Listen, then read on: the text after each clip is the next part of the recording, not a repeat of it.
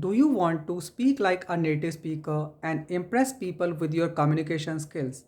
If yes, today's video is going to be very important for you. But before I speak on this topic, I think if I introduce myself, this video will make more sense to you. Welcome to my channel friends. I am Vishnu, an English language teacher from Delhi. I have been teaching English for the past 15 years and have taught English learners from almost all Indian states and 17 countries in the world through my online English classes. I have two Instagram pages, English with Vishnu and English Teachers on Insta with over 100k followers. Now let's discuss today's topic. Do you really need to sound like or be like a native speaker to impress others? My answer is a big no. You don't need to sound like a native speaker. I will give you 4 reasons. First, native speaker is an identity. For example, you were born in, like I was born in North India. My first language, my mother tongue, the language that I learned from my parents is Hindi. I am a native speaker of Hindi. Someone, let's say, was born in Andhra or Telangana. Their first language is Telugu. So they are native speakers of Telugu.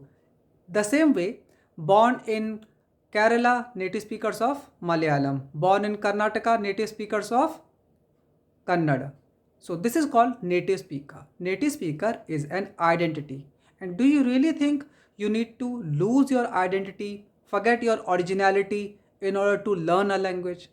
Of course not. Now, second reason, native speaker is not a level of English. When you are learning a language, you want to achieve a level.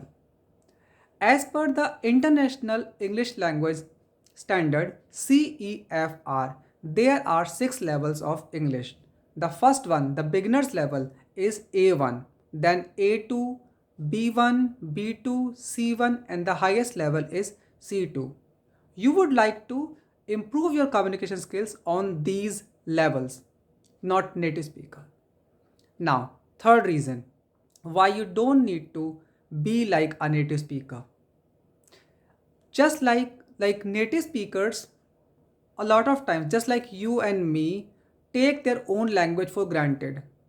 I mean, how many times do you think about grammar or the words when you are speaking your own language? The same happens with native English speakers too. A lot of times they just take their own language for granted and they create their own words just like we do in our own language. So we don't need to do it. And some of the native speakers have very bad grammar and limited vocabulary for many reasons. Maybe some of them didn't go to school at all, or some of them didn't study much.